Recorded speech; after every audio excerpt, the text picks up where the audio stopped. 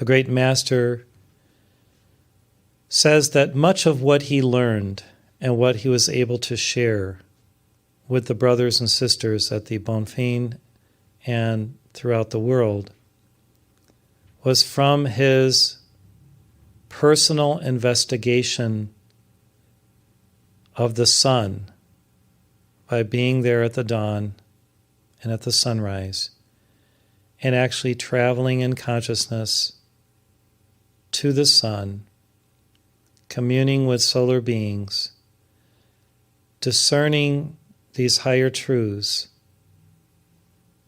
that were already inside of him, yet still required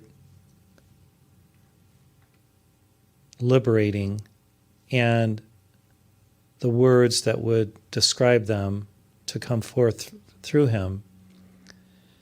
And that all of these sublime words that he spoke over the years and the decades were for the upliftment of the soul, the heart, the mind, the will, so that every person could be self-realized in God, in their solar nature. What we call the solar presence, he says that our solar nature. And our solar nature is that part of ourself that is already fully self-realized, of course, and already shines upon and within us, yet which we have to consciously apply to receive its rays, its illumination, its fire, the intensity of it, the beauty of it, the wisdom of it. As we consciously apply to the sun to teach us, the sun will teach us. We have to make an application. We have to go to class, go to the classroom, which is the morning sunrise.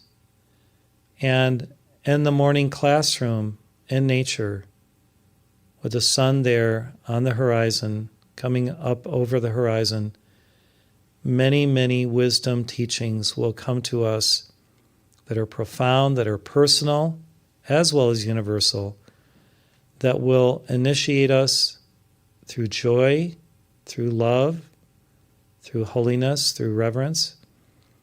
And if we truly desire to be solar beings in the highest sense, we will gain this intimacy with the sun, learn its secrets, reconfigure our lives in the ambience of the sun, the radiance of the sun, the environment of the sun, the neighborhood of the sun. If we really choose to have a golden crystal age, we can be at the forefront of that age by practicing the solar sciences that we just saw in this mission and vision statement. And to create the solar civilization means that we become like adepts or doctors or PhDs at learning and practicing these solar sciences.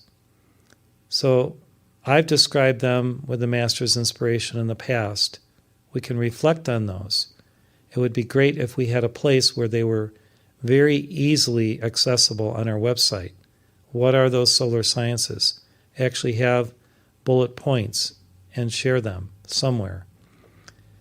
Because these are what we are about in creating through our community avenues for people to contribute their own gifts, talents, and what God has vouchsafed to their souls to anoint the earth with. And these solar sciences are the means for the creation of the golden crystal age. Without these solar sciences being in vogue in humanity and among humanity, how are people going to become fully enriched and enlivened in the sun's consciousness and in the Aquarian way and model? They have to know what these are. So as we put them into practice, as we are there with the sun as much as possible in the early morning hours, receiving our inspiration, maybe traveling to the sun ourselves and applying for that matriculation into these divine science experiments and the cosmic laboratories in the sun, then we become active participants in the dawning of the age of Aquarius. If we leave it to others and we don't understand what these solar sciences are, then there's going to be very few people that are practicing them. But if each of us applies ourselves in full measure to what they are, then the cosmic dream will descend upon us.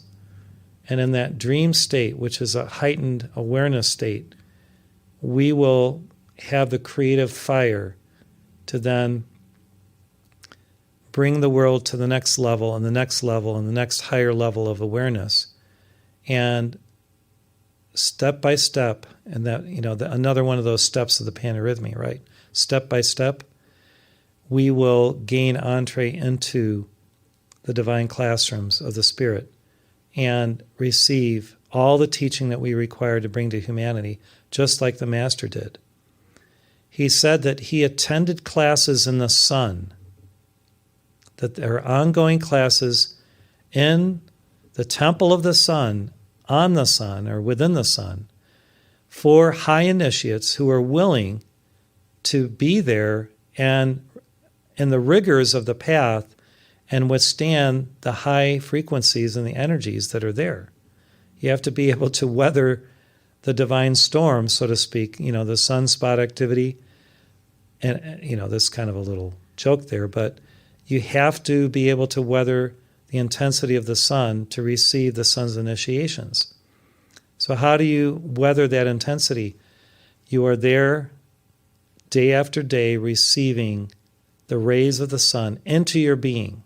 Remember, there's three major dances of the panarrhythmy, right? There's the first 28, then there's the solar, I think it's called the solar rays, right? The sun rays, and then there's the pentagram.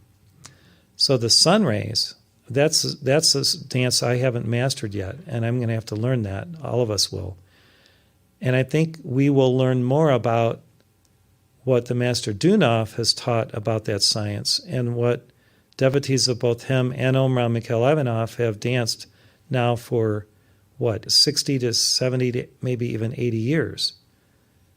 So it's incumbent upon us to become sun-like, yet how do we become sun-like? We have to commiserate with the sun, commune with the sun, enjoy the sun, be with the sun.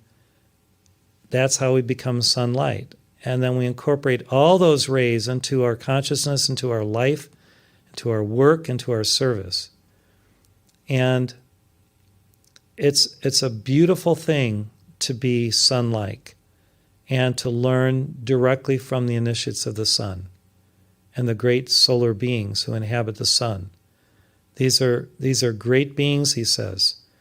They will enlighten you, they will inspire you, yet they will also be there for your transformation if you let go of your human nature and embrace your divine nature.